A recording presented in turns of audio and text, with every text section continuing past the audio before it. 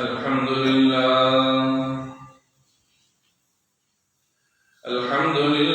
نحمده ونستعينه ونستغفره ونؤمن به ونتوكل عليه ونعوذ بالله من شرور أنفسنا ومن سيئات أعمالنا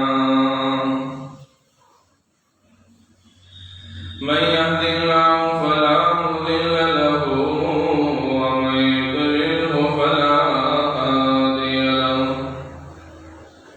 ونشهد أن لا إله إلا الله وحده لا شريك له ونشهد أن سيدنا وسندنا وحبيبنا ومولانا محمدا عبده ورسوله أرسله بالحق بشيرا ونذيرا وداعيا إلى الله بإذنه وسراجا منيرا وسلم تسليما كثيرا كثيرا أما بعد فقد قال تبارك وتعالى في الكلام المجيد والفرقان الحميد أعوذ بالله من الشيطان الرجيم بسم الله الرحمن الرحيم إنا نحن نزلنا وقال تعالى لو أنزلنا هذا القرآن على جبل لرأيته خاشعا متصدعا من الناس لعلهم يتفكرون وقال النبي صلى الله عليه وسلم يقال لصاحب القرآن اقرأ وارتقي ورتل كما كنت ترتل في الدنيا فإن منزلك عند آخر آية تقرأها وقال النبي صلى الله عليه وسلم خيركم من تعلم القرآن وعلمه أو كما قال رسول الله صلى الله عليه وسلم صدق الله العظيم وصدق رسوله النبي الأمي الهاشمي الكريم ونحن على ذلك لمن الشاهدين والشاكرين والحمد لله رب العالمين. گرامی قدر سامعین و بزرگان محترم، قرآن مقدس کی چند آیت شریفہ اور احادیث نبویہ آپ حضرات کے سامنے تلاوت فرمائی ہے. ان کے سہارے عظیم المرتبت، عظیم الشان، محتم بالشان اور سب کتابوں میں سب سے افضل کتاب قرآن مقدس کی فضیلت، اہمیت، اس کے ذریعے اترنے والی رحمتیں، برکتیں اور اللہ تعالیٰ کی طرف سے اس کی پاداش میں اور اس کی عظمت اور اس کی ذریعے سے برکت حاصل کرنے کے نتیجے میں دی جانے والی عطایا کے سلسلے میں ضروری گفتگو کرنی ہے. اللہ تعالیٰ سے دعا ہے مجھے صحیح باتیں بیان کرنے کی، آپ تمام حضرات کو بغور سننے کی اور پوری امت کو ان پر عمل کی توفیق عطا فرمائے.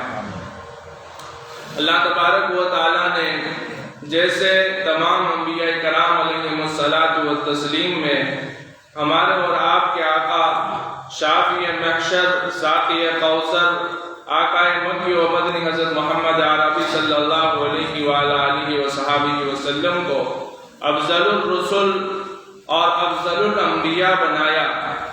اسی طور پر اللہ سبحانہ و تعالی نے جو کتاب ہمارے آقا مکی و مدنی حضرت محمد عربی صلی اللہ علیہ وآلہ وصحبہ وسلم کے اوپر نازل فرمائی، یعنی جس کو ہم قرآن کریم کہتے ہیں، قرآن مجید کہتے ہیں، اس قرآن کریم کو، اس قرآن حکیم کو، اس قرآن مجید کو اللہ سبحانہ و تعالی نے اپنی تمام تر کتب اور اپنی تمام تر صحائف میں افضل کتاب اور افضل صحیفہ بنایا.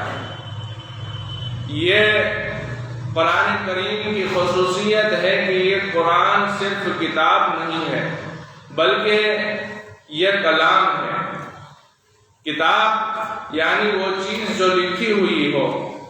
تمام تر کتابیں، تورات ہو، زبور ہو، انجیل ہو، جتنی اور صحائف ہے، سب کے سب اللہ سبحانہ و تعالیٰ نے جتنے پیغمبروں اور رسولوں کو کتابیں اور صحیفے عطا فرمائے ہیں، وہ سب لکھے لکھائے اللہ تبارک و تعالیٰ نے آسمان سے نازل فرمائے، اور وقت کے رسول کو، وقت کے پیغمبر کو اللہ سبحانہ و تعالیٰ نے لکھی ہوئی شکل میں کتاب عنایت فرمائی، چاہے پھر وہ تورات ہو، چاہے پھر وہ زبور ہو، چاہے پھر وہ انجیل ہو، اور یہاں اور دیگر صحائف ہو۔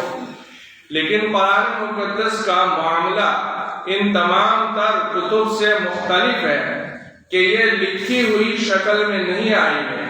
اللہ نے قرآن کو کوئی لکھ کر کے ہمارے نبی کو عطا نہیں فرمایا، بلکہ جب جہاں کہیں، چاہے مکہ میں ہو، چاہے مدینہ شریف میں ہو، چاہے پھر آپ حضر میں ہو، چاہے پھر آپ سفر میں ہو، چاہے پھر آپ گھر میں ہو، چاہے پھر آپ باہر ہو، چاہے پھر آپ عام حالات میں ہو، چاہے پھر آپ جنگ کے حالات میں ہو، صلی اللہ علیہ وآلہ وصحبہ وسلم کے اوپر قرآن مقدس اللہ تبارک و تعالیٰ نے جب جتنی ضرورت پڑی اس کے مطابق جبرائیل علیہ الصلوۃ والتسلیم فرشتے کے ذریعے سے اللہ تعالیٰ نے اپنے کتاب یعنی قرآن مقدس کو حضرت نبی پاک سرور کائنات صلی اللہ علیہ وسلم کی ذات اقدس پر اور آپ کے قلب مبارک کے اوپر اتارا۔ قرآن اترنے کے مختلف طریقے تھے، کبھی زنجیر کے کھینچنے کی، ساکر کے کھینچنے کی آواز آتی تھی، کبھی شہد کی مکھی جو بھنبھناتی ہے اس بھنبھنانے کی آواز آتی تھی، کبھی فرشتہ جبرائیل علیہ السلام اپنی اصلی شکل کے اندر نمودار ہوتا تھا اور اپنی اصلی شکل کے اندر آ کر کے قرآن نازل کیا جاتا تھا، یا کبھی حضرت دحیہ کلبی رضی اللہ تعالیٰ عنہ جو خوبصورت صحابی تھے اور خوب سیرت صحابی تھے، بہت ہی اللہ تبارک و تعالیٰ نے انہیں حسن و جمال سے نوازا تھا، جن کو اس امت کا یوسف کہا گیا، یعنی یوسف علیہ الصلوۃ والتسلیم کو اللہ تبارک و تعالیٰ نے حسن و جمال بے پناہ عطا فرمایا۔ ہماری نبی کی امت میں حضرت دحیہ کلبی رضی اللہ تعالیٰ عنہ کو اللہ تبارک و تعالیٰ نے حضرت یوسف علیہ السلام کو جو حسن و جمال عطا فرمایا تھا، اس جیسا حسن و جمال عطا فرمایا تھا جس کے نتیجے میں کہا گیا کہ حضرت دحیہ کلبی رضی اللہ تعالیٰ عنہ اس امت کے یوسف ہیں۔ فرشتہ کبھی دحیہ کلبی کی شکل میں آتا تھا اور آقا مکی و مدنی حضرت محمد عربی صلی اللہ علیہ وآلہ وصحبہ وسلم کے اوپر قرآن مقدس نازل فرمایا جاتا تھا۔ سب سے پہلی وحی جو غار حرا کے اندر آپ صلی اللہ علیہ وسلم کے اوپر نازل ہوئی، فرشتہ آیا، حضرت جبرائیل علیہ الصلوۃ والتسلیم تشریف لائے اور آقا کریم صلی اللہ علیہ وسلم سے فرمائے کہ پڑھیے۔ آقا کریم سرور کائنات آقا مکی و مدنی حضرت محمد عربی صلی اللہ علیہ وسلم نے ارشاد فرمایا، ما انا بقارئ، میں پڑھا ہوا نہیں ہوں، میں کسی استاذ کے پاس گیا نہیں ہوں، میں نے کچھ سیکھا ہوا نہیں رکھا ہے کہ میں پڑھوں، پڑھنا نہیں جانتا۔ حضرت جبرائیل علیہ السلام نے آقا کریم صلی اللہ علیہ وسلم کو اپنے ہاتھوں سے پکڑ کر کے دبوچا، اور اتنا دبوچا کہ نبی پاک صلی اللہ علیہ وسلم جن میں جنتیوں میں سے 40 آدمی کی طاقت ہوتی ہے، فرمایا کہ مجھے تکلیف محسوس ہونے لگی، اتنا مجھے دبوچا، فرشتے نے اتنا بھینچا، پھر چھوڑ دیا، فرمایا پڑھیے۔ مع نبی قاری، فرمایا میں پڑھا ہوا نہیں ہوں۔ 3 مرتبہ ایسا کیا گیا۔ حضور فرماتے ہیں کہ تینوں مرتبہ مجھے بہت زیادہ تکلیف ہوئی۔ اچھا، یہاں روک کر کے میں ایک بات آپ کو سمجھانا چاہتا ہوں۔ ہمارے بچے بھی مدرسوں میں پڑھتے ہیں، علم حاصل کرنے کے لیے جاتے ہیں۔ جب نبی پاک سرور کائنات آقا مکی و مدنی حضرت محمد عربی صلی اللہ علیہ وسلم کو قرآن حاصل کرنے کے لیے، قرآن اپنے سینے میں اتارنے کے لیے تکلیف اٹھانی پڑی، تو کیا ہمارے بچوں کو نہیں اٹھانی پڑے گی؟ کیا ہوتا ہے، استاذ نے کبھی ایک چھڑی بچے کو مار دی تو ماں باپ آستین چڑھا لیتے ہیں اور استاد کی ماں بہنیں کر دیتے ہیں۔ سارے لوگوں کا یہ حال نہیں ہوتا ہے، لیکن کچھ لوگوں کا یہ حال ہوتا ہے، میرے بچے کو کیوں مارا گیا، میرے بچے کو سزا کیوں دی گئی۔ میرے بھائی، جب تعلیم حاصل کرنے کے لیے، قرآن حاصل کرنے کے لیے نبی کو دبوچا جا رہا ہے، کس کو؟ جس پر قرآن نازل ہو رہا ہے ان کو بھیجا جا رہا ہے، 1 مرتبہ نہیں 3 مرتبہ دبوچا جا رہا ہے۔ تو کیا ہمارے بچوں کو کوئی تکلیف نہیں پڑے گی قرآن حاصل کرنے کے لیے، دین کا علم حاصل کرنے کے لیے ہمارے بچے کو کوئی تکلیف نہیں ہوگی اور ہم اس کو برداشت نہیں کر سکتے؟ اچھا، جب کبھی ایسا موقع آتا ہے، باپ چاہتا ہے کہ میں اپنے بچے کو کسی بڑے مدرسے کے اندر باہر، اپنے گاؤں سے باہر کسی دوسرے شہر کے اندر اپنے بچے کو دین کا علم حاصل کرنے کے لیے بھیجوں یا دنیا کا علم حاصل کرنے کے لیے بھیجوں، مگر ماں مانتی نہیں ہے۔ میرا بچہ میرا نور نظر، اس کو کسی طرح کی کوئی تکلیف نہیں ہونی چاہیے۔ میرا بچہ وہاں جائے گا تو کیا کرے گا، کیا کھائے گا، اس کے ساتھ کیسا سلوک ہوگا۔ میری ماں اور بہنوں اور میرے بزرگوں اور میرے بھائیوں،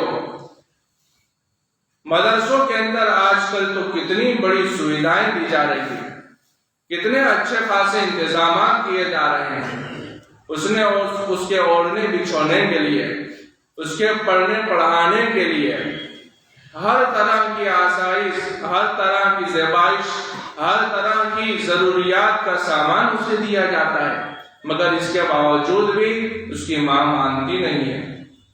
تو میری ماں اور بہنوں سے میری آواز ان تک بھی جا رہی ہوگی کہ نبی پاک سرور کائنات صلی اللہ علیہ وسلم تو دین کا علم حاصل کرنے کے لیے، قرآن حاصل کرنے کے لیے تکلیف اٹھائے، اور ہمارا بچہ تھوڑی بھی تکلیف نہ اٹھائے اور اس کو دین کا علم حاصل ہو جائے، یہ کیسے ہو سکتا ہے؟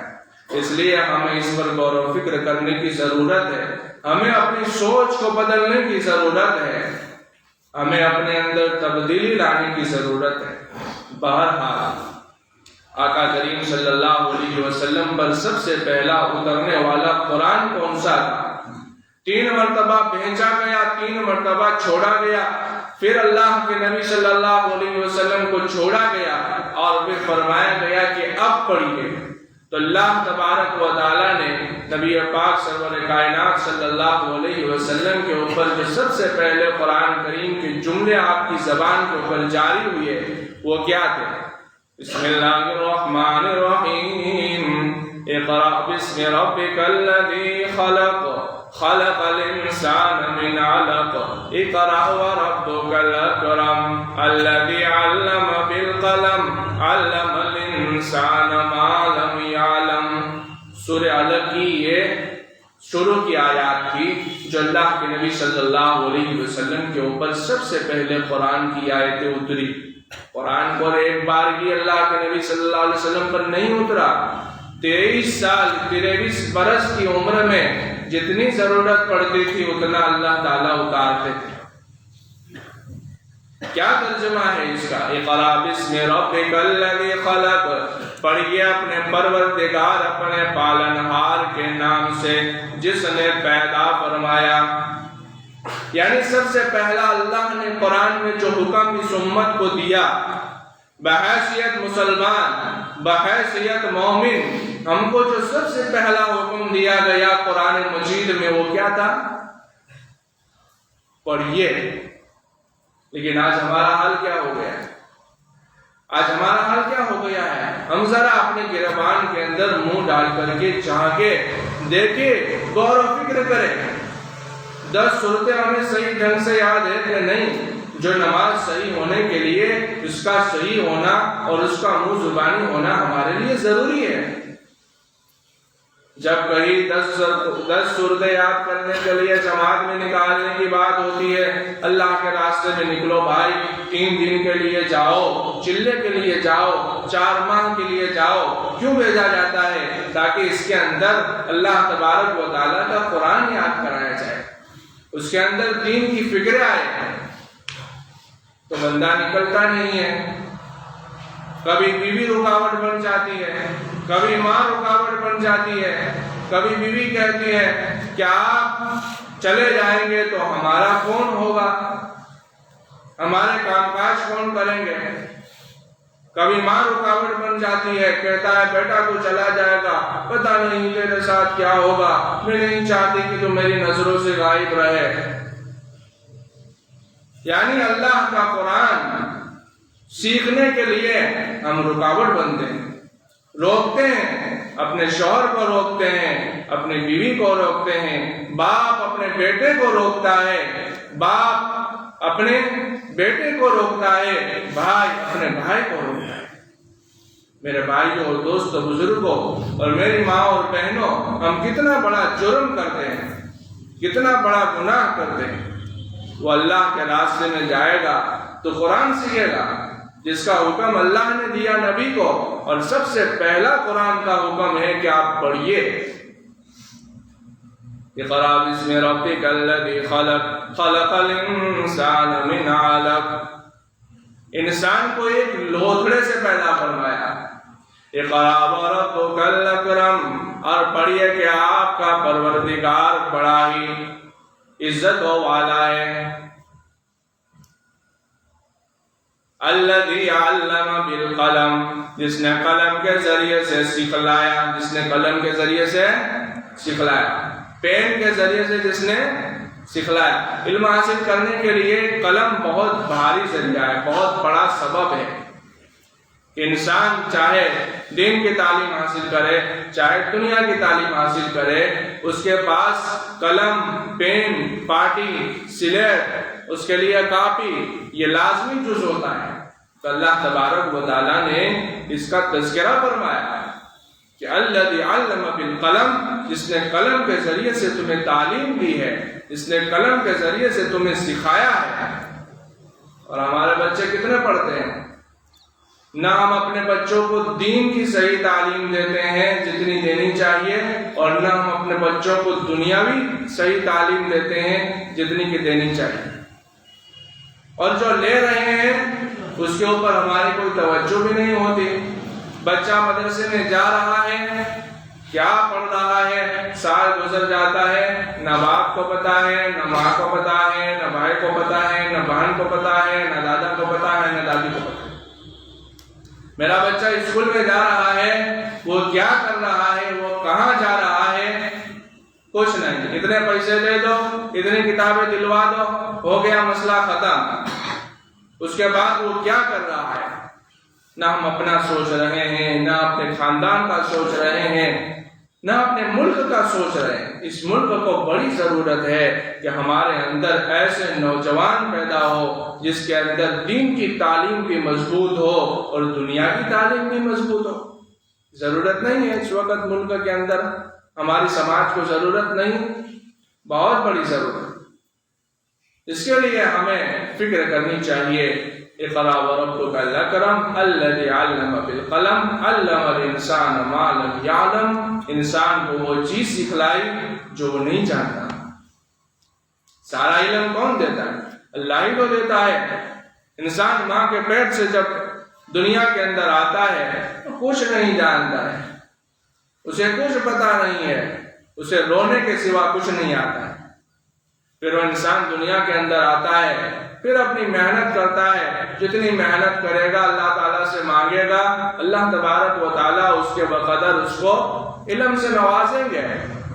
اس کے لیے محنت بھی ضروری ہے، اس کے لیے اللہ تبارک و تعالیٰ سے مانگنا بھی ضروری ہے۔ بہرحال تو یہ قرآن مقدس کی سب سے پہلی وحی تھی، یہ سب سے پہلا قرآن کا وہ حصہ تھا جو اللہ کے نبی صلی اللہ علیہ وسلم کے اوپر نازل ہوا۔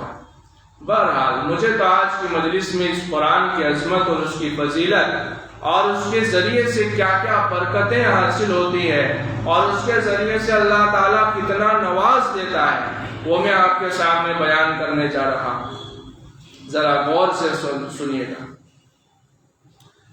ترکی کے اندر، ترکی ایک ملک ہے، وہاں ایک نوجوان رہتا تھا، اس کا نام عثمان تھا۔ وہ نوجوان طبیعت کا نیک انسان تھا، لوگوں کی خیرخواہی کرتا تھا، اس کے دل میں لوگوں کی محبتیں تھیں، اجنبی اور مسافر لوگوں کی خدمت کا اس کے دل میں جذبہ تھا۔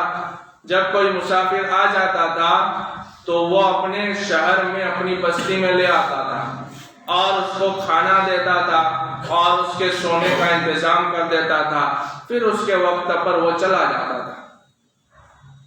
لوگوں نے عثمان سے کہا کہ عثمان، آپ بار بار ہماری بستی میں کسی اجنبی کو لے کر کے چلے آتے ہیں، کسی اجنبی انسان کو لے کر کے چلے آتے ہیں، اب ہم تمہیں منع کر دیتے ہیں، اب تم اپنی بستی میں، ہماری اپنی بستی میں کسی غیر مرد کو نہیں لانا۔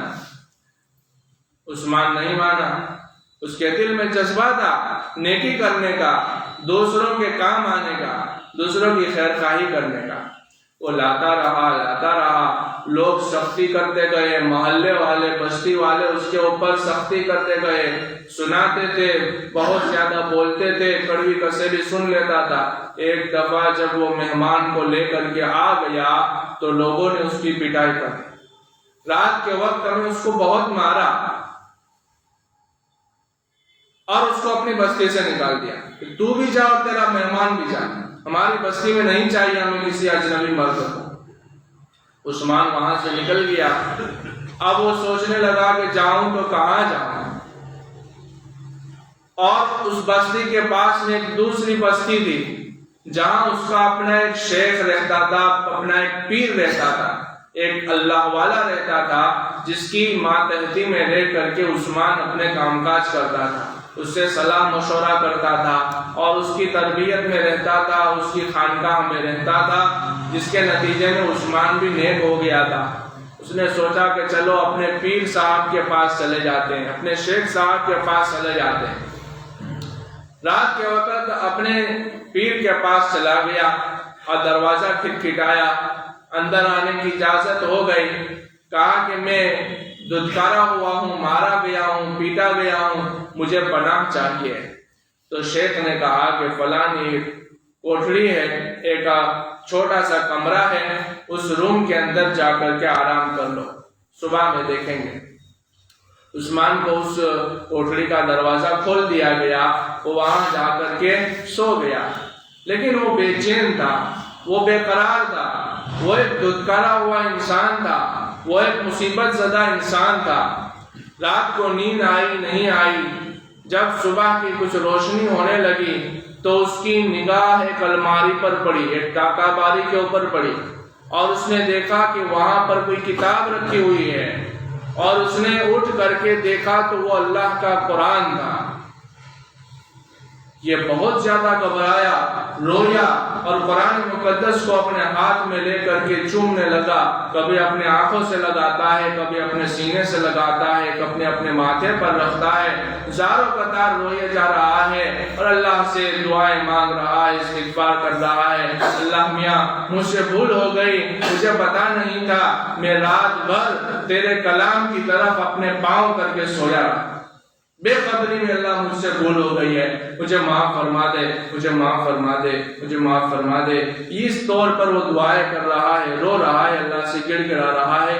اتنی دیر میں ان کے شیخ، ان کے پیر آ گئے اور انہوں نے آ کر کے عثمان کی یہ حالت دیکھی اور پھر فرمایا کہ عثمان دیکھو، مجھے رات کے وقت میں اشارہ ہوا ہے کہ میں تمہیں یہاں سے کسی دوسری جگہ پر بھیج دوں، مجھے حکم ہوا ہے رات میں خواب میں کہ میں تجھے یہاں سے نکال دوں، کسی دوسری جگہ چلے جاؤ۔ عثمان اسی حالت کے اندر وہاں سے نکل گیا۔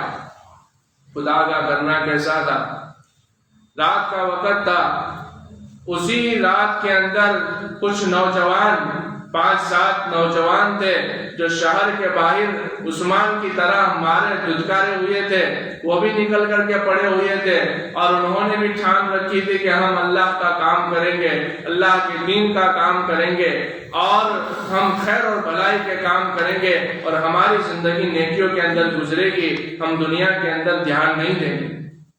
یہ 5-6 بندے جو دروازہ ہوتا ہے شہر کا اس کے باہر پڑے ہوئے تھے، اور یہ ایک دوسرے کو کہہ رہا تھا کہ تو ہمارا امیر بن جا، دوسرا تیسرے کو کہہ رہا تھا کہ تو ہمارا امیر بن جا، تیسرا چوتھے کو کہہ رہا تھا کہ تو ہمارا امیر بن جا، لیکن کوئی امیر بننے کو تیار نہیں تھا۔ انہوں نے مشورہ کیا کہ ایک کام کرے، صبح کے وقت میں بستی سے پہلا آدمی جو باہر نکلے گا اس کو ہم اپنا امیر بنا لیں گے۔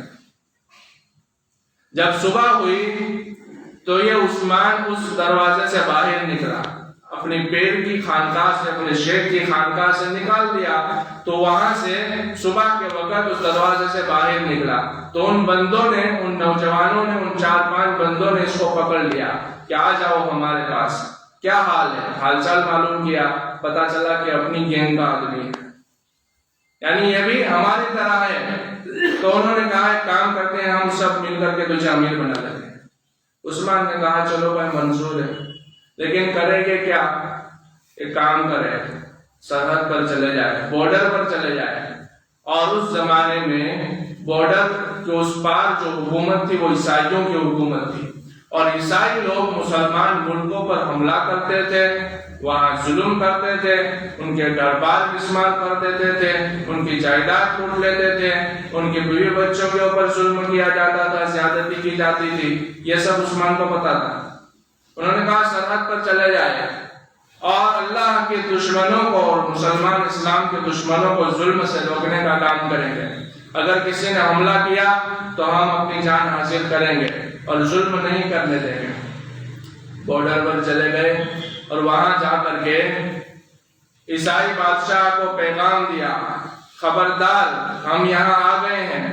وہاں چلتے چلتے چلتے کچھ نوجوان اس کے ساتھ ہو گئے، 50 آدمی اس کے ساتھ ہو گئے، اور ایک قافلہ بن گیا، ایک جماعت بن گئی، ایک چھوٹا سا لشکر بن گیا، اور وہاں پہنچ کر عیسائی بادشاہ کو پیغام دیا، اور عیسائی بادشاہ اس وقت بوڑھا ہو چکا تھا، کمزور ہو چکا تھا، کہا کہ خبردار ہم یہاں آ گئے ہیں، تیار ہیں، آ جاؤ لڑنے کے لیے، ہم اپنی جان ہتھیلی کے اوپر لے کر کے آئے ہیں، تم نے بہت ظلم کیا ہے۔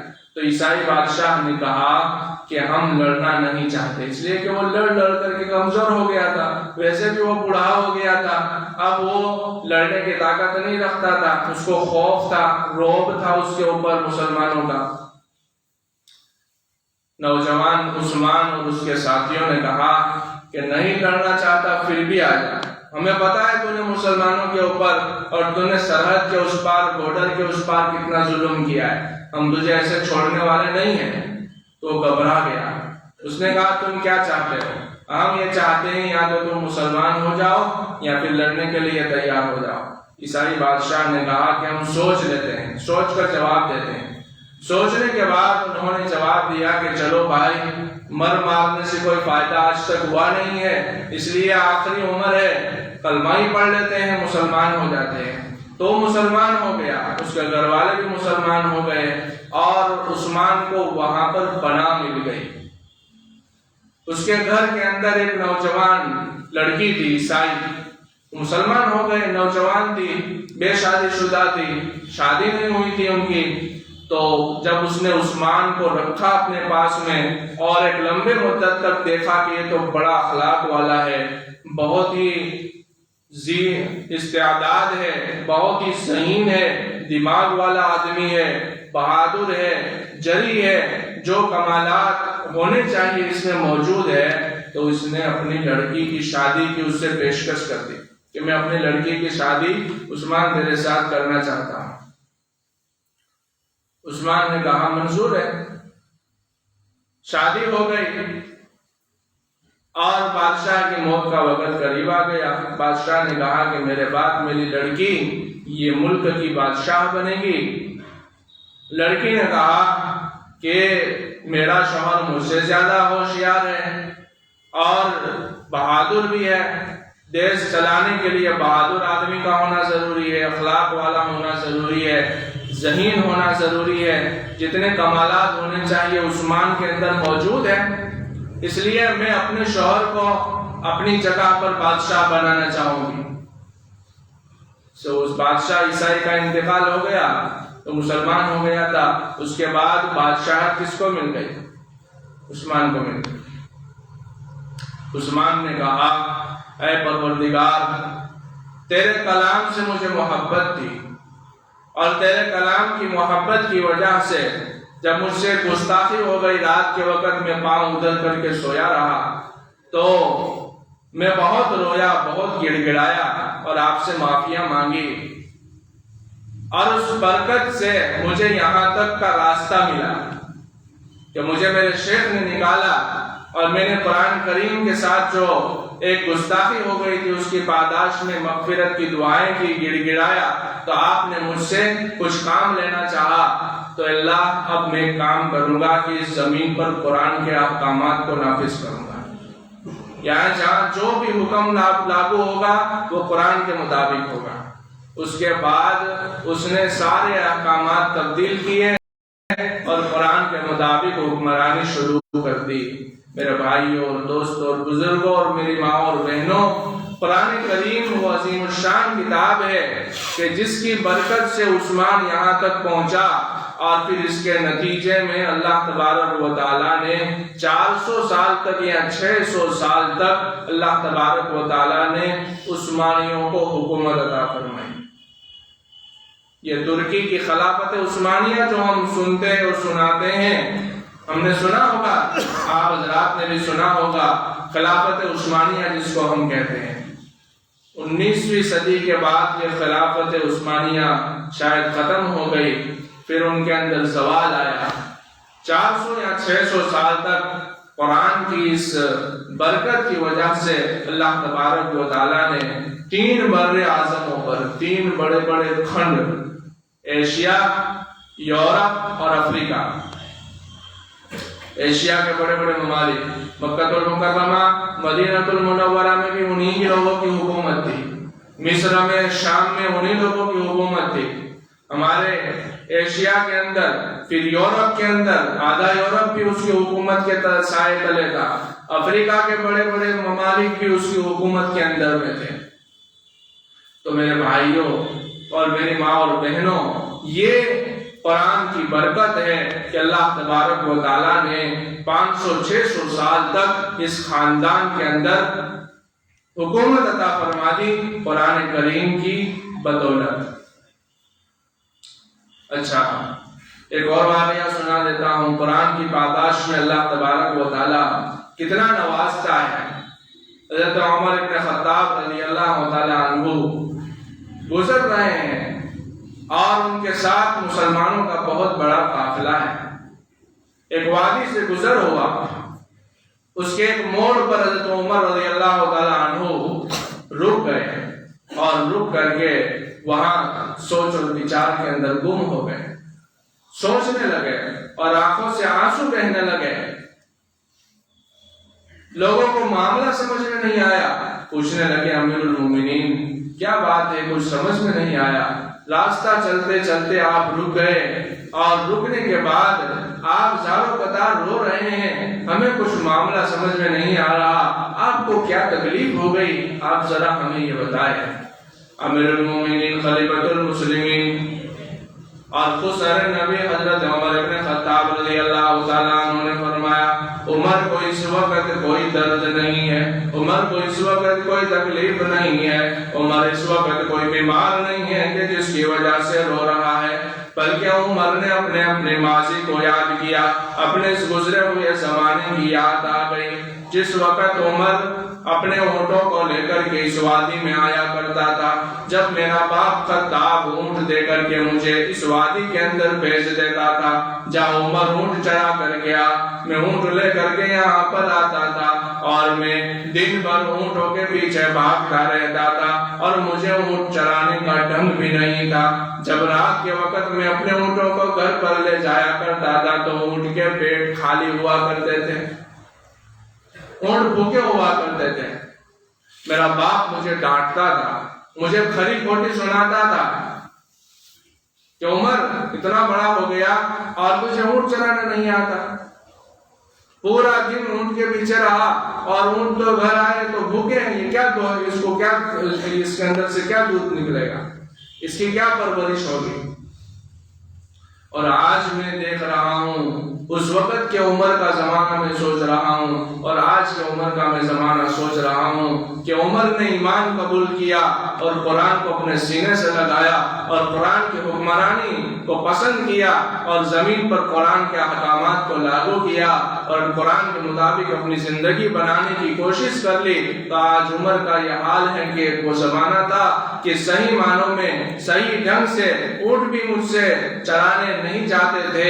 آج یہ کہ میں انسانوں کے بڑے گروہ کے ساتھ، جماعتوں کے ساتھ ہوں اور انسان لوگ مجھے امیر المومنین اور خلیفۃ المسلمین تسلیم کیے ہوئے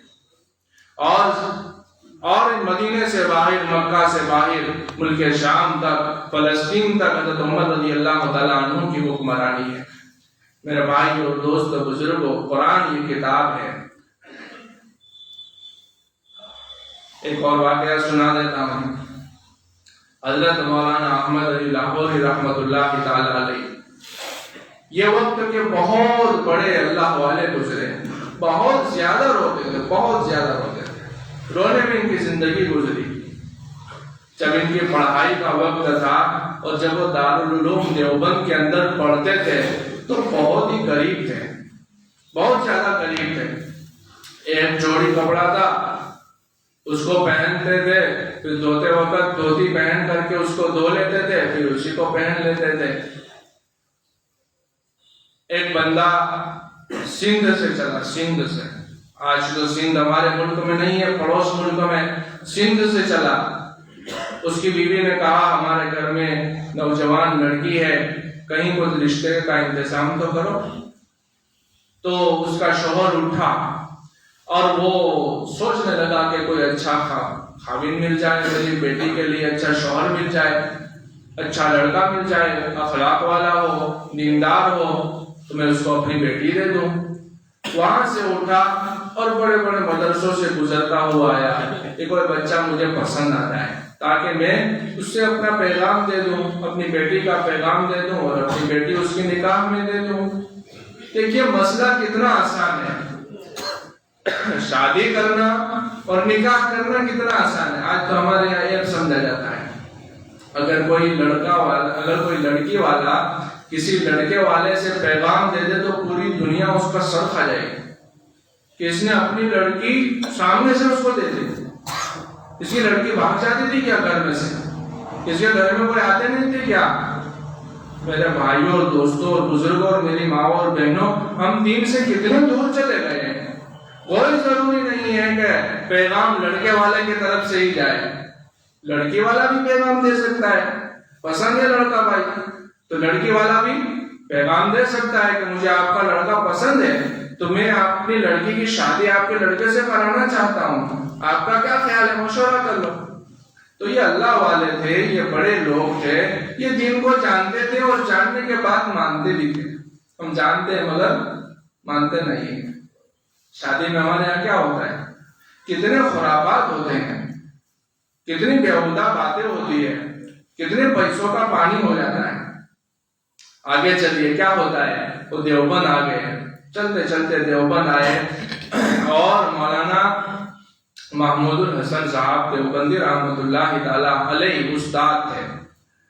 استاد سے آ کر کے کہا کہ میں یہاں بچوں کو دیکھنا چاہتا ہوں، میں اپنی لڑکی کسی ایک بچے کی نکاح میں دینا چاہتا ہوں. تو بہت سارے بچے تھے، اچھے اچھے کپڑے پہنے ہوئے بھی تھے، دیکھنے میں بہت اچھا لباس پہنا ہوا بھی تھا. لیکن مولانا احمد علی لاہوری رحمۃ اللہ علیہ اس وقت پڑھتے تھے. وہ فرماتے ہیں کہ میرا لباس کیا تھا، ایک جوڑا کپڑا تھا میرا اور اسی کو میں پہنتا تھا، غریب سا لگتا تھا. لیکن مجھے پہچان لیا، میرے خسر نے اس وقت مجھے پہچان لیا جب احمد علی نہیں تھا. اس وقت مجھے پہچان لیا اور کہا کہ اس بچے سے میں اپنی بچی کی نکاح کرنا چاہتا ہوں، آپ ذرا اپنے شاگرد سے پوچھ لیں، اگر تیار ہے تو۔ استاد نے کہا کہ پوچھ لیتا ہوں، اس میں کیا حرج ہے۔ ایک طرف لے گئے احمد علی کو اور پوچھا کیا تم نکاح کرنا چاہتے ہو، نکاح کر سکتے ہو؟ تو احمد علی فرماتے ہیں کہ میں نے استاد سے کہا کہ میں غریب سا انسان ہوں، مجھے کون اپنی لڑکی دے گا؟ تو فرمایا استاد نے کہ ایسا معاملہ نہیں ہے، اللہ تعالیٰ نے انتظام کیا ہوا ہے، اللہ سب کی سنتا ہے، سب کے کام بنانے والا اللہ ہے۔ جب تم اللہ کے ہو جاؤ تو اللہ تمہارا ہو جاتا ہے، تم اللہ کے کام کرو گے اللہ تمہارا کام کرے گا۔ آج ہم نے اللہ کے کام کرنے چھوڑ دیے، اللہ نے ہمارے کام کرنے چھوڑ دیے۔ آج ہم نے نبی کے ماننا چھوڑ دی، اللہ نے ہماری سننا چھوڑ دی۔ دن بھر صبح سے شام تک اور شام سے صبح تک ہوٹلوں پہ اور چوٹلوں پہ بیٹھ کر کے باتیں ہوتی ہے، حالات بہت خراب ہے، فلانا مسلط ہو گیا ہے، یہ حکم نافذ ہو گیا ہے، یہ قانون بن رہا ہے، وہاں یہ ہو گیا ہے، وہاں مسجد پہ حملہ ہو گیا ہے، وہاں مسلمانوں کے اوپر جو ظلم ہو گیا ہے، وہاں اس کو مار دیا ہے۔ یہ سارے کام کاج ہم کرتے رہتے، ساری باتیں کرتے رہتے، مگر کرنا کیا ہے ہم کو کرنا کیا ہے؟ کبھی اس پر بھی بات ہو جائے۔ سب سے پہلی بنیادی بات ایمان ہے۔ ہمارا ایمان کتنا پختہ ہے، ذرا اس کو تو سوچ لیں۔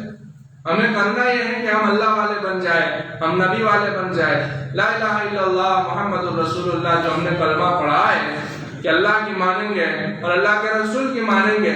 ذرا سوچیں کہ ہم اللہ کی کتنی مان رہے ہیں، ہم رسول کی کتنی مان رہے ہیں۔ تو یہاں سے کام شروع ہو گیا ہے۔ پہلا ہمارا جو ہم سے مطالبہ ہے وہ ہے ایمان کا۔ تو ہمارا اپنا ایمان ہم ٹٹولے کتنا پاورفل ہے یا کتنا کمزور ہے۔ اس کے بعد نماز کا نمبر آ جاتا ہے، نماز کو لے لیجیے۔ کیا حال ہے ہماری مسجدوں کا؟ اتنی بڑی مسجد ماشاءاللہ بنانے والے نے بنا دی، کتنی خوبصورت مسجد بنائی ہے، کتنا خرچہ کیا ہے، کتنی سہولیات دے رکھی ہے، مگر کیا حال ہے؟ ذرا پوچھیں یہاں کے امام صاحب سے، یہاں کے متولیوں سے، یہاں کی مسجدوار جماعت سے پوچھئے۔ اپنی اپنی مسجدوں میں ہم سب دیکھ رہے ہیں کیا ہو رہا ہے میرے بھائیوں اور دوستوں بزرگوں، جس پر اسلام کی بنیاد ہے، جس پر اسلام کی بنیاد ہے۔ بنیاد کس کو کہتے ہیں؟ دیکھیے اس کو بنیاد کہتے ہیں، اس کے نیچے جو پایا ہے اس کو بنیاد کہتے ہیں۔ پوری بلڈنگ اٹھانی ہے۔ خواب ہمارے یہ ہے کہ اللہ پاک ہم کو حکومت دے دے، اللہ پاک ہمارے سارے کام بنا دے، اللہ پاک ہمارے ناریوں سے وبا ختم کر دے، اللہ پاک ہماری کھیتی باڑی کے اندر برکت دے دے، اللہ پاک ہمارے پانی کو میٹھا کر دے، اللہ پاک ہمارے یہاں پانی کی بھرمار کر دے، اللہ پاک ہمارے یہاں بارش کو برسائے، اللہ پاک ہمارے یہاں کی بیماریاں ختم کر دے، کوئی وبا نہ آئے۔ یہ ساری ہماری کیا ہے؟ سوچ ہے۔ اس کے اوپر اتنی بڑی تعمیر کرنی ہے، لیکن تعمیر کا نیچے کا پایا کیا ہے؟ ہمارا ایمان کیسا ہے بھائی؟ تمہاری نماز کیسی ہے؟ نماز کی فیصد کیا ہے؟ کتنے فیصد تم نمازی ہو؟ نماز اسلام کی بنیاد کا ہے، نماز اسلام کی بنیاد۔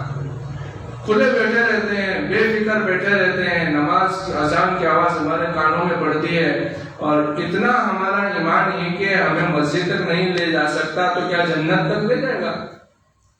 ہمارے ماں اور بہنوں کو تو مسجد جانے کی ضرورت بھی نہیں ہے، گھر میں ایک جگہ ایک کونے میں نماز پڑھنی ہے، اور اس کے لیے تو کوئی جماعت کا ٹائم بھی طے نہیں ہے کہ عشاء کی جماعت ہے تو 8 بجے ہوگی تو ان کو 8 بجے حاضر ہو جانا ہے، ان کے لیے تو کوئی ٹائم بھی نہیں ہے۔ وہ تو 3 4 5 گھنٹے کا نماز کا ٹائم رہتا ہے، اس کے اندر کسی بھی وقت میں اس کو نماز پڑھنی اپنے گھر میں پڑھنی ہے، کوئی پابند نہیں ہے، اپنا کام کاج کر کے پڑھ لے۔ مگر کتنی ہماری مائیں اور بہنیں نماز کی پابند ہیں، تو حالات کیسے دور ہو سکتے ہیں؟ بنی الاسلام علی 5 شہادت لا الہ الا اللہ وان محمد عبدہ ورسولہ واقام الصلاۃ وایتاء الزکاۃ۔ آ جاتے ہیں زکوٰۃ کے اوپر۔ زکوٰۃ کوئی معمولی حکم نہیں ہے، زکوٰۃ نماز کے بعد والا حکم ہے۔ کتنے فیصد زکوٰۃ نکلتی ہے ہماری؟ مدرسے والے آتے ہیں، محمد حسن بھائی لکھاؤ تو 500 روپے لکھا دیتے ہیں۔ حساب کیا کبھی ہم نے اپنے مال کا؟ بھائی اللہ نے حکم دیا ہے، فرض نہیں بنیادی فرض ہے، بنیادی فرض جس پر اسلام کی پوری عمارت کھڑی ہے، یہ بنیادی فرض ہے۔ تو زکوٰۃ میں ہمارا کیا حال ہے؟ اللہ نے کروڑوں میں دیا ہے، ہماری اوقات ہزاروں میں بھی نہیں نکلتی۔ بات دینے والے دیتے ہیں، ایسا نہیں ہے، اسے بنانے والے بناتے ہیں، اور بھی فکریں ہوتی ہیں ہمارے مانگرول میں۔ اللہ کا شکر ہے کہ دیا جاتا ہے، غریبوں کی دستگیری کی جاتی ہے، ان کے مسائل، ان کی پریشانیوں کے اندر جو ان کو سپورٹ کیا جاتا ہے، یہ سب ہے۔ لیکن جتنا اللہ نے کہا ہے اتنا کیا ہم کرتے ہیں؟ اللہ نے اور رسول اللہ صلی اللہ علیہ وسلم نے حکم دیا ہے کہ 40واں حصہ زکوٰۃ میں نکالو، کیا ہم نکالتے ہیں؟ تو بہرحال یہ بہت ساری چیزیں ہیں، اس کی تفصیل میں نہیں جانا چاہتا ہوں۔ میں تو واقعہ سنانا چاہتا ہوں کہ مولانا احمد علی لاہوری رحمۃ اللہ علیہ سے استاد نے پوچھا کیا نکاح کرنا چاہتے ہو؟ کہا ہاں۔ فرمایا چلو عصر کے بعد کل تمہارا نکاح ہے۔ کتنا آسان ہے۔ اور ہمارے یہاں کیا ہوتا ہے؟ ہمارے کیا ہوتا ہے؟ ذرا اس کو بھی آپ سوچتے چلے جائے، غور و فکر کرتے چلے جائے، کیا ہوتا ہے؟ عصر بعد نکاح ہے۔ احمد علی نے کہا کوئی بات نہیں ہے، عصر کے بعد تو عصر کے بعد، کل تو کل، کوئی ضروری نہیں ہے کہ خاندان والوں کو بلایا جائے اور ان کو جو ہے جمع کیا جائے اور اس کے بعد جو ہے بہت سارے تدین کیے جائے، بہت سارے خرافات کیے جائے، بہت سارے اللہ کو ناراض کرنے والے کام کیے جائے، رسول اللہ صلی اللہ علیہ وسلم کی سنت کے خلاف کام کیا جائے۔ کچھ کرنا نہیں ہے، کل اس عصر کے بعد نکاح ہے تو حاضر ہو جائیں گے۔ فرمایا کہ چلو، ان کے دوستوں نے سنا کہ آپ کو استاد نے کیا کہا، تو ان کے جو ساتھی ساتھ میں پڑھنے والے تھے نا، تو ان سے جب انہوں نے جب پوچھا کہ استاد نے کیا کہا، تو کہ بھائی ہمارے نکاح کا پیغام آیا ہے اور کل عصر کے بعد ہمارا نکاح ہے۔ کہ اچھا، بالکل صحیح کہتے ہیں۔ کہا بھائی صحیح کہتے ہیں، ہمارا پیغام آیا ہے، کل ہمارا نکاح ہونے والا ہے عصر کے بعد۔ تو دوستوں نے اور ساتھ میں پڑھنے والوں نے کہا کہ اچھا تمہارا یہ لباس تو دیکھو، ایک کام کرو کوئی نیا سلوا لو۔ احمد علی نے کہا کہ میرے پاس پیسے نہیں ہیں کہ میں نیا سلوا لوں۔ اچھا ایک کام کرو، کسی دوسرے سے لے لو، کسی کا اچھا لباس ہو اس کے پاس سے لے لو اور ایک دن کے لیے پہن لو۔ اب میرا دل گوارا نہیں کرتا ہے کہ میں نکاح کے لیے کسی سے کوئی چیز ادھار مانگوں، میرا دل گوارا نہیں کرتا ہے کہ میں نکاح کے لیے کسی سے کوئی چیز ادھار مانگوں۔ اور ہمارے یہاں شادی میں پان دے کے کھلانے کے پیسے نہیں ہے، ایک دن کے بھی پیسے نہیں ہے، تو ہمارے مائیں بہنیں ضد کر دی ہے، نہیں کہیں سے بھی کر کے لاؤ، ہم کو چاٹ دے کے تو بنانی ہے، ہم کو بنا کو تو دعوت دینی چاہیے۔ میرے بھائیوں، میرے بزرگوں، میری ماں اور بہنوں، ہم دین سے کتنے دور چلے گئے، ہم نے دین کو کتنا مشکل بنا دیا ہے۔ ہم نے ایک نکاح والی جو سنت تھی، عظیم سنت تھی، برکتوں والی سنت تھی، ہم نے اس کو کتنا مشکل بنا دیا ہے۔ ذرا سوچنے کا مقام ہے، رونے کا مقام ہے اور اس کے اندر تبدیلی لانے کا مقام ہے۔ اچھا تمہارا نکاح ہے، تم کسی سے مانگ بھی نہیں سکتے، مانگنا تم کو اچھا نہیں لگتا، کسی سے ایک دن کے لیے لباس لے کر کے پہننا اچھا نہیں لگتا۔ ایک کام کرو، یہ جو تم نے پہنا ہے صبح صبح جلدی اپنا لباس اسے دھوتی باندھ کر کے دھو لینا، اس کو اچھا سا سفید کر لینا۔ مولانا احمد علی صاحب لاہوری رحمۃ اللہ علیہ فرماتے ہیں کہ یہ میری بدبختی تھی کہ میں نے اپنے دوستوں کا یہ مشورہ مان لیا۔ کیسے؟ میں نے مان تو لیا، صبح ہوئی میں نے دھوتی پہنی، وہ دھوتی پہن کر کے اپنا کرتا پائجامہ اتارا اور میں نے اس کو دھو لیا۔ سردی کا زمانہ تھا، سردی یعنی ٹھنڈی کا زمانہ تھا، اور ٹھنڈی کے زمانے میں ہمارے یہاں کی ٹھنڈی تو کچھ نہیں ہے، ادھر یو پی بہار کی ٹھنڈی جو جماعت میں لوگ جاتے ہیں ان سے پوچھو، تو ٹھنڈی تھی، سورج نہیں نکلا، میں نے کپڑے دھو دیے، سورج نہیں نکلا، میرے کپڑے گیلے کے گیلے، بھیگے کے بھیگے، اور عصر کا وقت قریب آ رہا تھا، میں مسجد کے پاس کھڑے اپنے کپڑوں کو ہوا میں اچھال رہا تھا، ہوا دے رہا تھا تاکہ میرے کپڑے سوکھ جائے اور میرے فسر کے سامنے، میرے سسر کے سامنے مجھے گیلے کپڑے پہن کر کے نہ جانا پڑے، میں شرمندگی سے بچ جاؤں۔ لیکن عصر کا وقت ہو گیا، میرے کپڑے سوکھے نہیں، اسی حالت کے اندر میں وہاں پہنچ گیا جہاں مجلس نکاح تھی، گیلے کپڑے پہن کر، بھیگے کپڑے پہن کر، اور میرے سسر نے مجھے اس حال میں دیکھا، اس کے باوجود بھی مجھ سے اپنی بیٹی کا نکاح کر دیا۔ میرے بھائیوں، دوستوں، بزرگوں، جس کو پتہ چل جائے نا کہ دین کیا چیز ہے، اس کے لیے کوئی بڑی مصیبت نہیں ہے زندگی گزارنا، وہ زندگی گزار لیتے ہیں۔ اور ان کی ترجیح دین ہوتی ہے، ان کی پسند دینداری ہوتی ہے۔ ہماری پسند نمبر 1 پر کیا ہوتا ہے؟ ہمارے نوجوان بھی بیٹھے ہیں ماشاءاللہ، ان کی پہلی پسند رنگت ہوتی ہے۔ حالانکہ نبی پاک صلی اللہ علیہ وسلم نے فرمایا کہ اس کے دین کو دیکھو، اس کے اخلاق کو دیکھو، یہ اس کی پسند ہونی چاہیے، مسلمان کی پسند ہونی چاہیے۔ بہرحال نکاح ہو گیا، اس کے بعد رخصتی ہو گئی، اور رخصتی کے بعد حالات تو پتہ ہے، غریب آدمی کھانے پینے کا ٹائم پر نہیں دیتا، اور بہت غریب ہے، وقت پر کھانا بھی نہیں مل رہا ہے۔ اس حال میں کئی دن گزر گئے، لڑکی اپنے ماں کے گھر گئی، آٹا مانگنے کے لیے اپنی ماں کے گھر پر گئی۔ تو ماں پوچھتی ہے کیسا ہے، ٹھیک ٹھاک ہے؟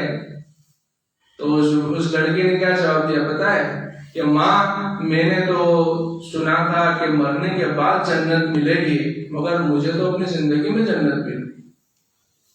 دیکھیے یہ ہوتی ہے تربیت، یہ ہوتی ہے کسی بچی کو تربیت کرنا، اس کو دین سکھلانا، اس کو اخلاق سکھلانا، اس کو بتلانا کہ دنیا فانی ہے اور دنیا کی زندگی یہ دینداری والی اگر مل گئی تو تم کامیاب ہو جاؤ گے، چاہے پھر آخرت کے اندر تمہیں اس کا بدلہ ضرور ملے گا، دنیا کے اندر تھوڑی بہت تکلیفیں آ جاتی ہیں۔ اس بچی کا جواب کتنا زبردست تھا، کہا کہ میں نے سنا تھا کہ مرنے کے بعد جنت ملے گی، لیکن مجھے تو اپنی زندگی کے اندر جنت مل گئی، اور حالت کیا ہے، گھر میں کھانے کے خاک نہیں ہے۔ اچھا، وہ وقت بھی گزر گیا، پھر اللہ تبارک و تعالیٰ نے مولانا احمد علی لاہوری رحمۃ اللہ علیہ کو علم دین سے نوازا اور اپنی معرفت کے نور سے نوازا، اور پھر ان کے اوپر رحمتوں کی بارش ہوئی، برکتوں کی بارش ہوئی، اور لوگوں کے دل ان کی طرف متوجہ ہوئے۔ میں نے شروع میں کہا کہ وہ اللہ کے بہت بڑے ولی ہوئے، بہت بڑے ولی اور بزرگ ہوئے، بہت زیادہ روتے تھے اور گھنٹوں گھنٹوں رویا کرتے تھے۔ پھر وہ قرآن کریم کا انہوں نے درس شروع کیا اور قرآن کا سبق لوگوں کو سناتے تھے، اللہ نے کیا پیغام دیا ہے، لوگ سننے چلے آتے تھے، ہزاروں کی تعداد میں لوگ ان کے مرید ہوتے چلے گئے۔ پھر اللہ تبارک و تعالیٰ نے سارے کام آسان فرما دیے۔ پھر وہ وقت بھی آیا کہ پھر اس زمانے کی اپنی بستی سے اور دور دور سے عورتیں تبرک اور برکت کے لیے ان کے گھر میں جھاڑو مارنے کے لیے آیا کرتی تھی۔ مالداروں کی بیویاں ان کے گھر کے اندر جھاڑو مارنے کے لیے آیا کرتی تھی، ان کی صفائی کرنا اپنے لیے نیکی سمجھتی تھی۔ تو میرے بھائیوں، دوستوں، بزرگوں، قرآن کریم کیا ہے اور اس کے بدلے میں اللہ تبارک و تعالیٰ کیا عطا فرماتا ہے، یہ اس کے 2-3 نمونے میں نے آپ حضرات کے سامنے رکھے۔ اس کی برکت سے اللہ تبارک و تعالیٰ دنیا کے اندر بھی نوازتا ہے اور آخرت کے اندر بھی نوازتا ہے۔ نبی پاک سرور کائنات صلی اللہ علیہ وسلم کا ارشاد ہے، خیرکم من تعلم القرآن وعلمہ، تم میں سب سے بہتر وہ ہیں جو قرآن کریم کو سیکھے اور دوسروں کو سکھائے۔ قرآن کو سیکھے اور دوسروں کو سکھائے۔ آپ بڑے ہو گئے ہیں، ابھی آپ مدرسے نہیں جا سکتے ہیں، تو اللہ تعالیٰ نے کتنی مبارک محنت دعوت و تبلیغ کی عطا فرمائی ہے۔ آتے ہیں بھائی 3 دن دے دو، 3 دن دے دو، لیکن اس میں بھی ہم کتنی چھٹک باری کا کام کرتے ہیں۔ چلہ کے لیے آتے ہیں، چلہ کتنا آسانی سے اب نکل جاتا ہے، دیکھو تو صحیح وقت میں سے برکت کتنی نکل گئی۔ یوں دیکھتے دیکھتے سال گزر جاتا ہے، پتہ بھی نہیں چلتا۔ ایک عالم سال میں چلا جاتا ہے اور ہم لوگ چلے میں بھی نہیں جاتے۔ عالم ہے 10 سال مدرسے میں نکالے، لیکن اس کو سال میں نکالا جاتا ہے تو بیچارہ نکل جاتا ہے۔ 1 سال اللہ کے راستے میں نکالتا ہے، حالانکہ اس نے تو 10 سال تک علم دین حاصل کیا ہے، 10 سال تک اس نے مجاہدے کیے ہیں، قربانیاں دی ہے، اس کے باوجود بھی وہ اللہ کے راستے میں جاتا ہے، دعوت تبلیغ میں جماعت میں نکلتا ہے، اور ہم لوگوں کو کوئی ضرورت نہیں ہے قرآن سیکھنے کی، دین سیکھنے کی۔ تو میرے بھائی اور دوستوں بزرگوں، بات یہ ہے کہ دل پر لے لیں۔ نبی پاک صلی اللہ علیہ وسلم نے فرمایا تبرک بالقرآن فإنہ کلام اللہ، قرآن کے ذریعے سے برکت حاصل کرو، قرآن کے ذریعے سے برکت حاصل کرو، اس لیے کہ یہ اللہ کا کلام ہے۔ اللہ کے کلام کی برکت سے تھوڑی بھی مناسبت ہو تو اللہ تعالیٰ بہت بھاری عطا فرما دیتے ہیں، بہت زیادہ عطا فرما دیتے ہیں۔ امریکہ میں ایک نوجوان تھا، مسجد میں آتا تھا، نمازیں پڑھتا تھا، امام صاحب سے اچھا تعلق تھا، بات چیت ہوتی تھی، اچانک سے غائب ہو گیا، اچانک سے غائب ہو گیا، پتہ نہیں کہاں چلا گیا۔ ایک لمبی مدت گزر گئی، اس کے بعد فجر میں جب امام صاحب آئے تو وضو خانے میں بیٹھا تھا، سر پہ ہاتھ رکھا ہوا پچھتا رہا تھا، تنی ہے کون سے ٹینشن میں بیٹھا ہے۔ امام صاحب نے پوچھا دیکھ کر کے، بہت لمبا زمانہ گزر گیا، کہاں چلے گئے تھے آپ؟ کیا آپ نے چھوڑ دیا تھا امریکہ کو؟ ایسی بات نہیں ہے، کہاں چلے گئے تھے؟ امام صاحب میری داستان سننے کے لائق نہیں ہے۔ نہیں، آپ بتائیں آپ کے کیا تھا؟ آپ نماز میں آتے تھے پابندی سے، آپ ماشاءاللہ ہم سے محبت کرتے تھے، دین والوں سے محبت کرتے تھے، لیکن آپ اچانک سے غائب ہو گئے، معاملہ کیا سمجھ میں نہیں آیا؟ امام صاحب دیکھو، سچی بات بتاؤں، عیسائی لوگ بہت زیادہ ہیں۔ عیسائی ایک لڑکی راستے میں ملا کرتی تھی، میرا ان سے دل لگ گیا، پھر ہمارے آپس کے اندر مل ملاپ ہوا، محبت ہوئی، بات چیت ہوئی، تو میں اس کو اپنا دل دے بیٹھا۔ میں نے اس سے کہا کہ میں تجھ سے نکاح کرنا چاہتا ہوں، تو اس لڑکی نے کہا کہ میں اپنے ماں باپ سے پوچھ کر کے بتاؤں گی۔ ماں باپ پکے عیسائی تھے، ماں باپ نے کہا ایک شرط ہے کہ اس کو اپنے ماں باپ سے جدا رہنا پڑے گا، اپنا دھرم اسلام چھوڑنا پڑے گا، اور ہر طرح کی اسلام کی جو چیزیں ہیں ان سب کو چھوڑنا پڑے گا، اور پورے عیسائی مذہب کے اندر باقاعدہ داخل ہونا پڑے گا، تب جا کر کے ہم تجھے اجازت دیتے ہیں کہ تو اس سے نکاح کر۔ اس لڑکی نے لڑکے کو بتایا، لڑکے نے ساری چیزیں قبول کر لی، داڑھی تھی اس کو صاف کروا لی، اور مسجد سے چلا گیا۔ شرط یہ بھی تھی کہ وہ جو ہے اپنے ساس کے گھر پہ رہے گا، اپنی بیوی کے گھر پہ رہے گا۔ نکاح کر کے وہاں پر چلا گیا، اس کے اپنے پاس کتابیں تھی، اور کتابوں میں قرآن شریف بھی تھا۔ قرآن شریف بھی وہ کچھ پڑھتا نہیں تھا، کیونکہ دین سے نکل گیا، اسلام سے نکل گیا، اس کو سب کچھ دنیا میں اس کو لڑکی نظر آتی تھی اور کچھ نظر ہی نہیں آتا تھا۔ غلط راستے پہ چلا گیا انسان، جب غلط راستے پہ چلا جاتا ہے تو اچھے کام اس کو سوچتے نہیں ہیں، پھر وہ غلط پر چلتا چلا جاتا ہے، چلتا چلا جاتا ہے، اور دین سے تو دور ہی چلا جاتا ہے۔ قرآن تو ویسے بھی چھوڑ رکھا تھا، لیکن وہ قرآن ساتھ میں لے گیا اور اس کو اپنے الماری کے اندر رکھ دیا، اپنی کتابوں کے ساتھ میں رکھ دیا۔ ایک مدت گزر گئی، اس کی بیوی نے سوچا کہ آج گھر کی صفائی کر لوں۔ گھر کی صفائی کرنے میں جو چیزیں کچھ کام میں نہیں آتی ہے تو عورتیں اس کو لے کر کے کچرا پیٹی میں ڈال دیتی ہے یا جلا دیتی ہے۔ تو یہ جو کتابیں پڑی ہوئی تھی الماری میں، ٹاکا باری میں، باکس میں پڑی ہوئی تھی، وہ سب بھی اس نے اٹھائی، اس میں قرآن شریف بھی تھا۔ وہ عیسائی لڑکی تھی، اور اس نے سب کچھ اٹھا کر کے کچرے پیٹی میں ڈال دیا۔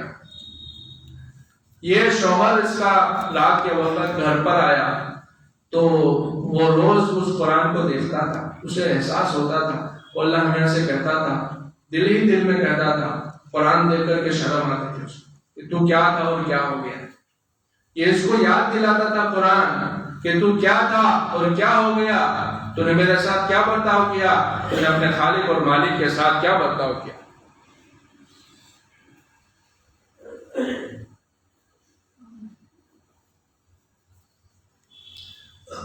میرے بھائیوں، پھر کیا ہوا کہ رات کے وقت جب وہ آیا، اس کونے میں اس کی نظر پڑی تو باکس غائب تھا۔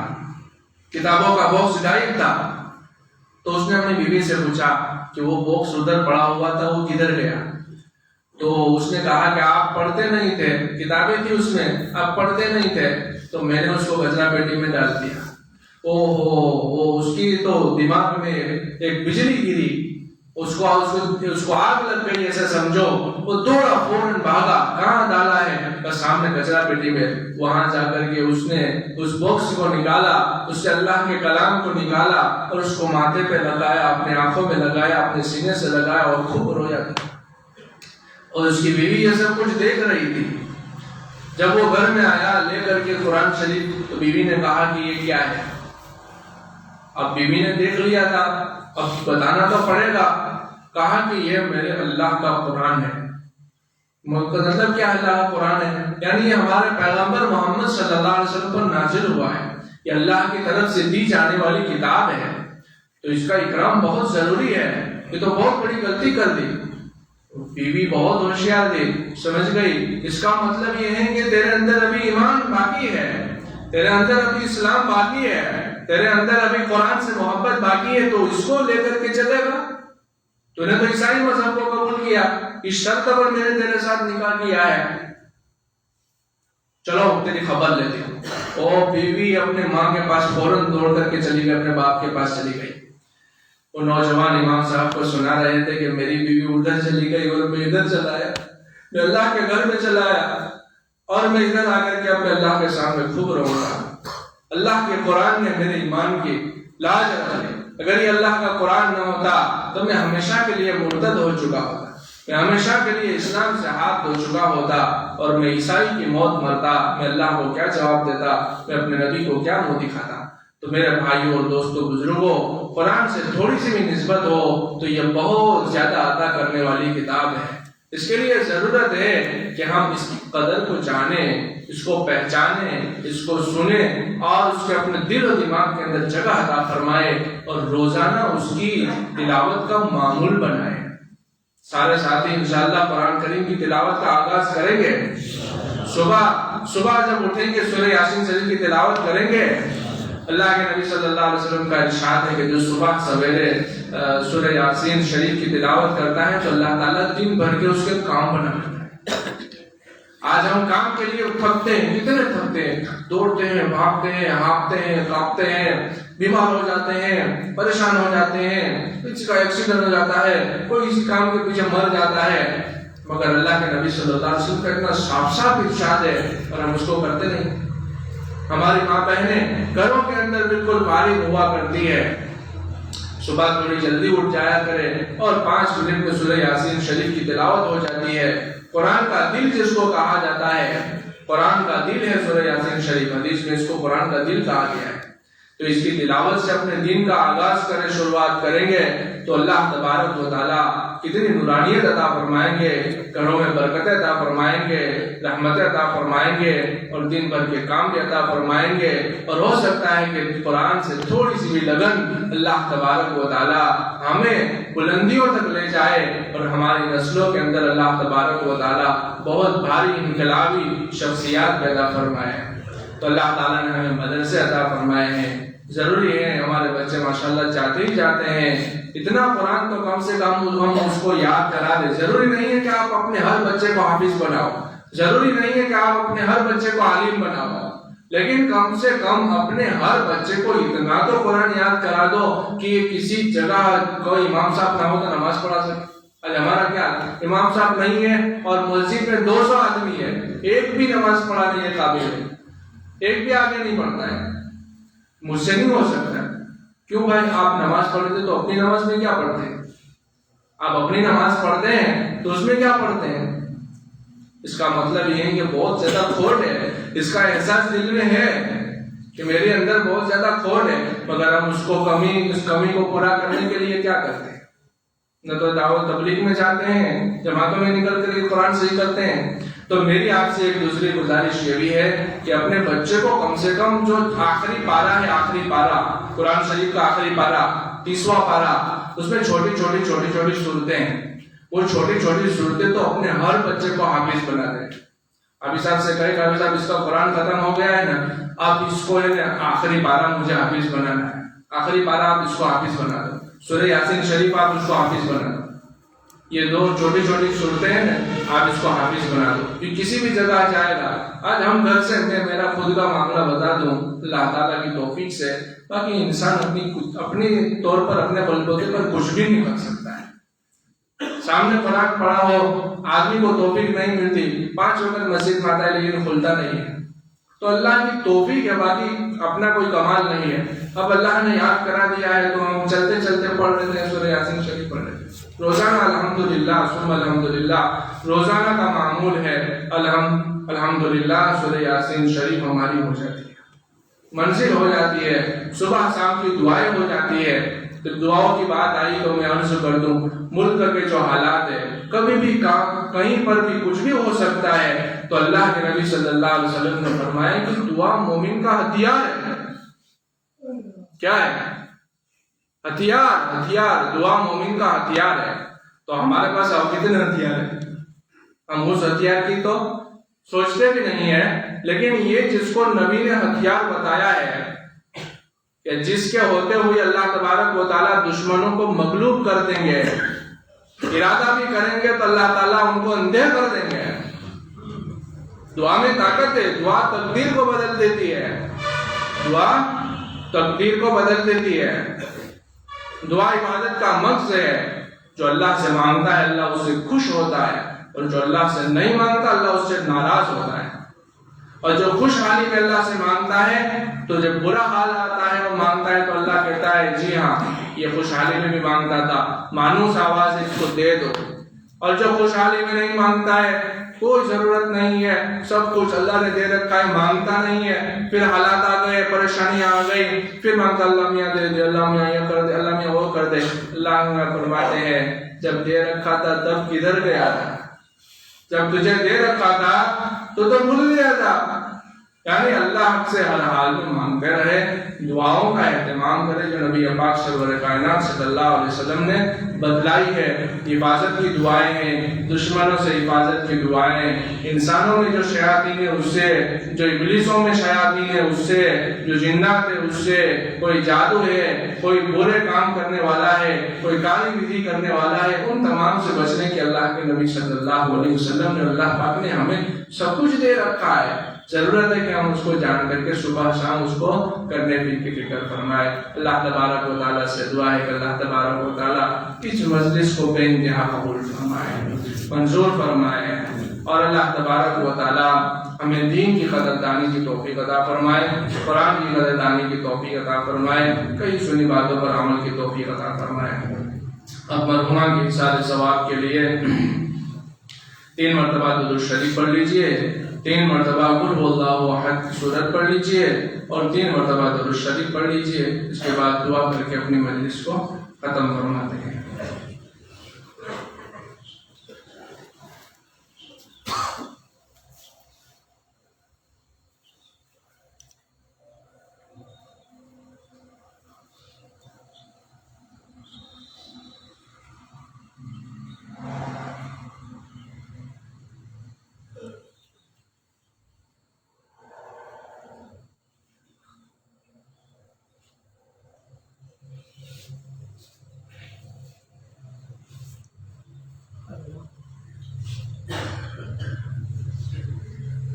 بسم اللہ الرحمن الرحیم۔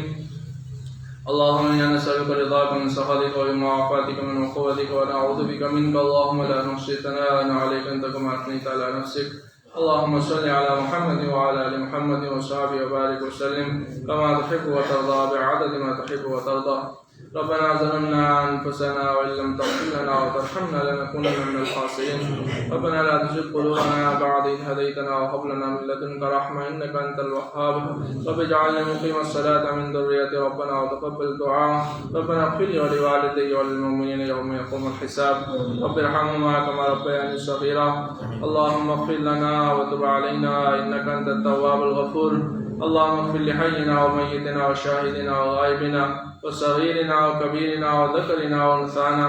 اللهم من احييته منا فاحيه على الاسلام ومن توفيته منا فتوفه على الايمان. اے اللہ بے شک ہم گنہگار ہے، خطا کار ہے، اقراری مجرم ہے، جان کر انجان کر ہم نے تیری بہت نافرمانیاں کی ہے. اے کریم اللہ تو اپنے فضل و کرم سے ہمارے گناہوں کو معاف فرما. اے اللہ ہمارے بوڑھوں کو معاف فرما، ہمارے جوانوں کو معاف فرما، ہماری ماں اور بہنوں کو معاف فرما. اے کریم اللہ ہم سب کو ہدایت کی دولت سے مالا مال فرما.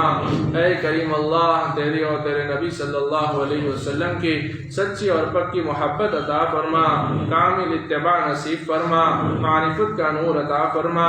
اے کریم اللہ تمام پریشانیوں سے اللہ نجات عطا فرما، تمام مشکلات سے اللہ ہم سب کو نجات عطا فرما، ہم سب کی پوری امت کی پوری حفاظت فرما. اے کریم اللہ جو بے روزگار ہے حلال طیب پاکیزہ کشادہ روزی کا انتظام فرما، جن کے روزگار ٹوٹ چکے ہیں دوبارہ اپنے فضل و کرم سے قائم فرما. اے اللہ جو بے گھر ہیں انہیں ان کے گھر کا انتظام فرما، انہیں گھر عطا فرما. اے اللہ جو بے سہارا ہے تو ان کا سہارا بن جا، جو بے آسرا ہے تو انہیں آسرا نصیب فرما. اے کریم اللہ جو بھوکے ہیں انہیں کھانا عطا فرما، جو پیاسے ہیں انہیں پانی نصیب فرما. اے اللہ جو بے گھر ہیں انہیں گھر نصیب فرما، جو بے اولاد ہے اپنے فضل و کرم سے نیک اور صالح اولاد نصیب فرما، جو بے شادی شدہ ہیں ان کے شادیوں کا انتظام فرما. اے کریم اللہ جو مقروض ہے قرضوں میں جکڑے ہوئے ہیں تو اپنے فضل و کرم سے ان کو قرضوں سے نکلنے کی غیب سے شکل اور صورتیں پیدا فرما. اے کریم اللہ پورے دین پر مکمل پابندی کے ساتھ تاکید کے ساتھ چلنے کی توفیق عطا فرما، نمازوں کی پابندی عطا فرما، قرآن سے محبت اور عشق نصیب فرما، اس کی تلاوت کی توفیق عطا فرما. ہمارے گھروں کے اندر اے اللہ تیرے قرآن کے حافظ پیدا فرما، عالم پیدا فرما، مفسر پیدا فرما، عاشق پیدا فرما، محب پیدا فرما. اے کریم اللہ ہماری ماں اور بہنوں کو تیری دین کی خدمات کے لیے قبول فرما.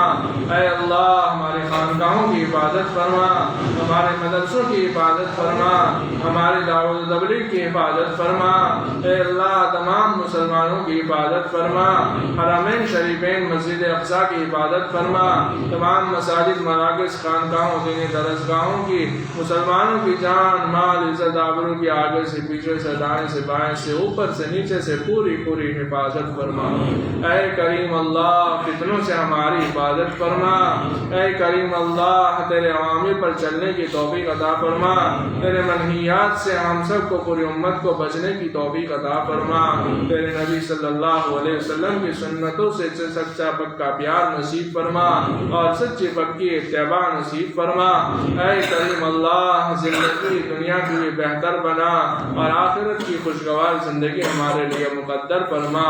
اے اللہ یہ تو دارالامتحان ہے، یہ امتحان کی جگہ ہے، یہ آخرت کی تیاری کی جگہ ہے، لیکن ہم نے اپنے آخرت کو بھلا دیا اور ہم اپنی دنیا کے اندر مگن ہو چکے ہیں. اے کریم اللہ ہمیں صحیح سمجھ عطا فرما، صحیح لگن عطا فرما، صحیح فکر عطا فرما اور اللہ موت سے پہلے موت کی مکمل تیاری کی توفیق عطا فرما. اے کریم اللہ موت سے پہلے تمام تیرے واجب الادا حقوق اللہ ہم سے ادا ہو چکے ہو، تیرے نبی کے تمام حقوق ہم نے ادا کر دیے ہوں، ہمیں اپنے خاندان والوں کے اللہ تمام انسانوں کے تمام حقوق ہم نے ادا کر دیے ہوں، کوئی واجب الادا حق ہم پر باقی نہ ہو. مدینے کی سرزمین ہو، رمضان کا مبارک مہینہ ہو اور جمعہ کی رات ہو اور سجدے کی حالت ہو اور شہادت کی موت ہو تو ہم سے راضی ہو، تیرا نبی ہم سے راضی ہو. اس حال میں تیرے اور تیرے نبی سے ملاقات مقدر فرما. اے کریم اللہ مدینے میں اللہ تدفن ہونا نصیب فرما. اے کریم اللہ جن مرحومہ کی سال ثواب کے لیے اس مجلس کا انعقاد کیا گیا ہے اللہ ان کی بھی بال مغفرت فرما، ہمارے تمام مرحومین کی بال مغفرت فرما. اے کریم اللہ کروٹ چین و سکون راحت و آرام نصیب فرما. نم کنو مد العروس کا مصداق بنا، راحت نگاہ ان کی قبر کو کشادہ فرما.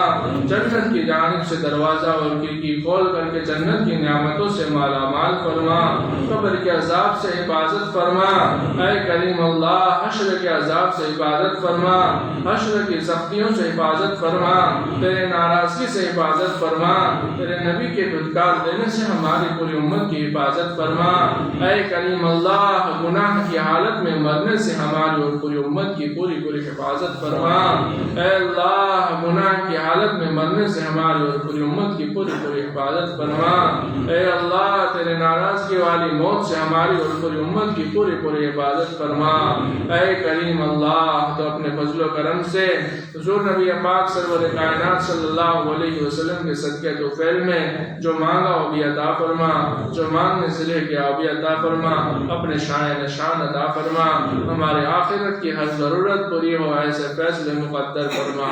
ان اللہ و ملائکتہ یصلون علی النبی یا ایھا الذین آمنوا صلوا علیہ وسلموا تسلیما، اللهم صل علی محمد وعلی آل محمد وصحبہ وبارک وسلم بفضل سبحان ربک رب العزۃ عما یصفون وسلام علی المرسلین والحمد للہ۔